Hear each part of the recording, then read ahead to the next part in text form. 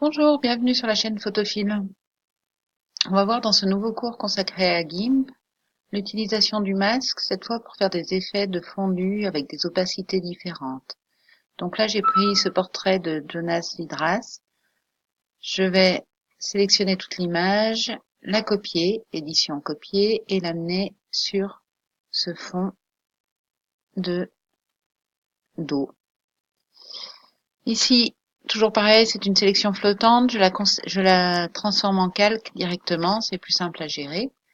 La dernière fois, on a vu le masque rapide. Là, on va voir le masque de calque, qui est l'équivalent exact du masque de fusion de Photoshop. Vous pouvez d'ailleurs vous reporter au cours sur Photoshop. C'est exactement le même principe. Donc, pour mettre un masque de calque dans GIMP, je fais un clic droit sur mon calque et je vais faire ajouter un masque de calque.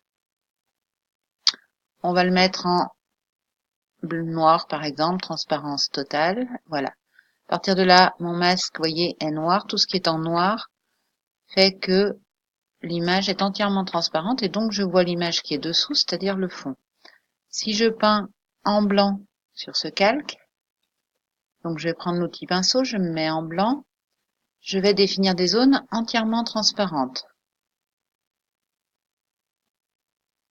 Voilà. Si je peins en gris, on va prendre un gris moyen, je vais avoir des zones partiellement transparentes. Vous voyez, là, il y a un mélange entre l'image du fond et le portrait. Alors, l'intérêt du masque, c'est qu'on peut comme ça, avec des outils de dessin, fondre deux images l'une dans l'autre. Vous voyez qu'ici, la vignette représente le masque que je viens de créer.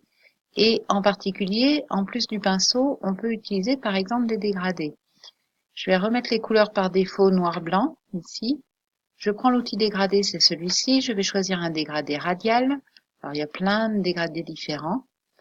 Je fais un cliquer-glisser en partant du centre de mon image. Voilà. Là, vous voyez que j'ai l'inverse de ce que je voulais, c'est-à-dire que j'ai du noir au milieu et du blanc à l'extérieur. Donc, c'est opaque, c'est transparent, pardon, au milieu et opaque à l'extérieur.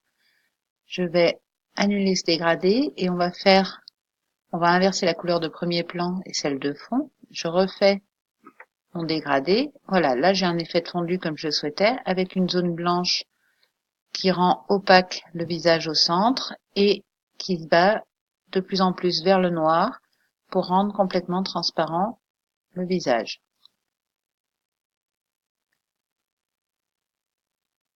Donc, ce masque va vous permettre de gérer avec des outils de dessin, avec des effets de dessin, que ce soit avec le pinceau, l'aérographe ou le dégradé, de gérer des zones de transparence différentes. Pensez bien que tant que vous travaillez sur le masque, comme là c'est le cas, vous pouvez peindre uniquement en blanc, en gris, dans différentes tonalités de gris, et en noir. Quand je veux revenir sur mon image, il faut que je clique ici sur la vignette de l'image. Voilà. À partir de là, si je peins, par exemple, au pinceau, cette fois, je vais peindre directement en blanc sur mon image parce que je suis en train de travailler non plus sur le masque, mais sur la photo elle-même. Donc, la seule difficulté du masque de calque, c'est de bien surveiller sur quoi vous êtes en train de travailler.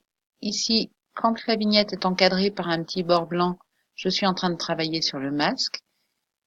Ici, je suis en train de travailler sur l'image. Voilà, j'espère que ce cours vous aura plu. Je vous invite à vous abonner et à nous retrouver très prochainement pour la mise en ligne d'autres vidéos sur GIMP. Vous pouvez aussi aller voir le cours Photoshop qui vous donnera une idée des contenus que vous allez pouvoir retrouver dans les deux logiciels. À très bientôt sur la chaîne de Photophile.